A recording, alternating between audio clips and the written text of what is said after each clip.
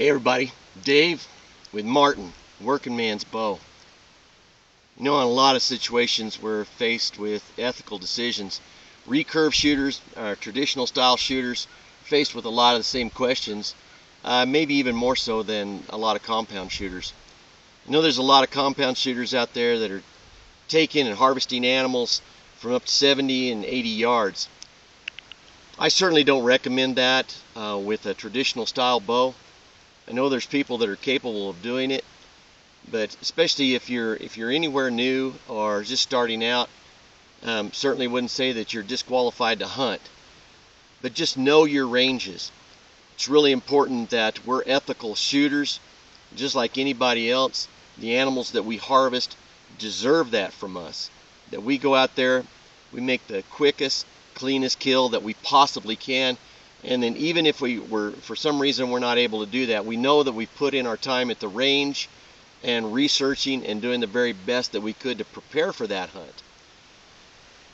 A lot of ranges will be between 35 and 40 yards for a recurve shooter. And I would say, at least for myself, that's pushing the envelope of what I would shoot.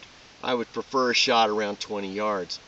And we have a target down range here, about 35, 40 yards. I think we're at 36 yards here. And we're going to take a shot at this target from this range. We're downhill. We're just going to take a shot down there. See what kind of penetration we get. We have a Celotex backed target down range. See what kind of penetration that we get from these carbon arrows. Let's go ahead and take a shot.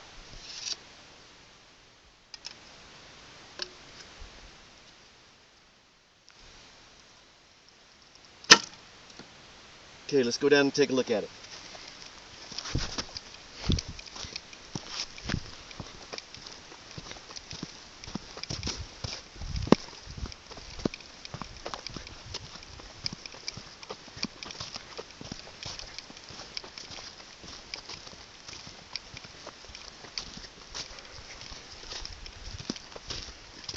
Okay, remember what we've got here. Got a 55-pound Martin Jaguar recurve bow, and we're using a 31.5-inch carbon arrow. Let's take a look at, we got a dead center shot right in the kill zone. Put it in there right at the Celotex. Let's see what kind of penetration we get out of that. That's not bad for a recurve bow. We get a broadhead on that, we're going to get better penetration.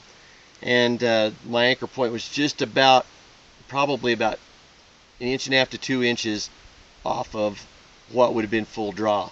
So in other words, my draw was not all the way at the complete anchor point. So that's good penetration. Definitely we have the tools to do it. Just make sure that when you're out there, you know your range. Once again, you don't have to go out and run out to the sporting goods store, buy an expensive rangefinder, an expensive pair of field glasses, binoculars, whatever. They can cost you thousands of dollars, literally.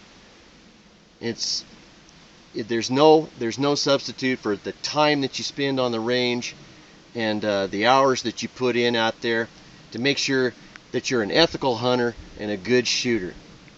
Again, this is Dave Martin, Working Man's Bow. God bless.